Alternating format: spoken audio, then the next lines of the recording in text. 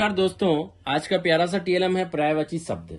अक्सर हम देखते हैं पर्यायवाची शब्दों में बच्चे जो होते हैं वो बहुत ज्यादा कंफ्यूज रहते हैं कि भाई किसका क्या है, किसको क्या बोलते हैं। तो उनमें बहुत ज्यादा उनको कंफ्यूजन रहता है। तो उसी को सोल्व करने के लिए आज हमने एक बहुत ही प्यारा सा डिजाइन किया हुआ एक टीएलएम तैयार किया है, जिसमें जो भी पर्यायवाची शब्द है उनका चित्र भी साथ में दिखाया है, ताकि आपको समझने में बहुत आसानी हो और चुटकियों में आपको जो पर्यायवाची शब्द है वो आसानी से याद हो जाएं। जैसे पहला उदाहरण देके चलते हैं अपन, घर। तो घर की आकृति भी यहाँ बाहर दर्शाई गई है और यहाँ पर उसके चार चार पर्यायवाची शब्द दिखाए हैं। जैसे घर के पर्यायवाची क्या क्या होते हैं देखिए, ग्रह, भवन, आलय और निवास। तो इस तरह से चार चार पर्यायवाची शब्द सभी के दर्शाए हैं। और यहाँ बाहर जो है ना, चुटकियों में याद करने के लिए उनको उसका चित्र भी दिखाया है, ताकि एक देखते ही उनको एकदम से उनके मन में आ जाए कि भाई घर के पर्यायवाची क्या क्या होते हैं। तो एकदम से उनके दिमाग में आ जाए, इसीलिए इसका डिजाइन भी हमने तैयार किया है, ताकि जल्दी जल्दी याद हो जाए। इसी तरह दूसरा एग्जांपल लेते हैं, पहाड़।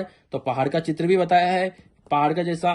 तो अब इसके चार पर्यायवाची देखते हैं। तो देखिए, पर्वत, गिरी, शैल और अचल।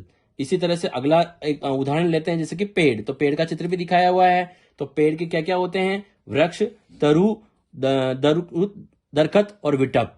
इसी तरह से तोता है। तो तोते का भी अपन ने चित्र बनाया है। तो शुक, सुआ, कीर और सुग्गा। इसी तरह से रात है। तो रात्रि, रजनी, निशा और यामिनी। और यहाँ पर रात के चांद और तारे भी दिखाए हैं, ताकि बच्चों को पता लग जाए कि ये किस पर्यायवाची के बारे में, किस पर्यायवाची शब्द के बारे में बात कर रहे हैं। कमल का फूल, सूर्य, आंख, झंडा, नदी, मोर, किताब, चंद्रमा, धरती, हाथी। तो यह अलग अलग शब्दों के अपन ने पर्यायवाची चार चार पर्यायवाची शब्द उनके बताए हैं, जो मतलब देख सकते हैं। और उसमें चित्र भी दिखाए हैं, ताकि चित्र को देखते ही वो पहचान ले कि ये किस शब्द के पर्यायवाची हैं। जैसे कि नदी का देखने की कोशिश करते हैं, तो नदी, सरिता, तटनी, तरंगिनी और सलीला। इसी तरह से झंडा का ध्वज होता है, पताका होता है, केतु होता है और निशान होता है। तो ये चार चार हर शब्द के चार चार पर्यायवाची शब्द दिखाए हैं, ताकि बच्चों को चुटकियों में पर्यायवाची शब्द भी याद हो जाएं और चित्र देखते ही वो समझ जाएं कि ये कौन सा शब्द है जिसके पर्यायवाची यहाँ पर अपन को दिखाए गए हैं।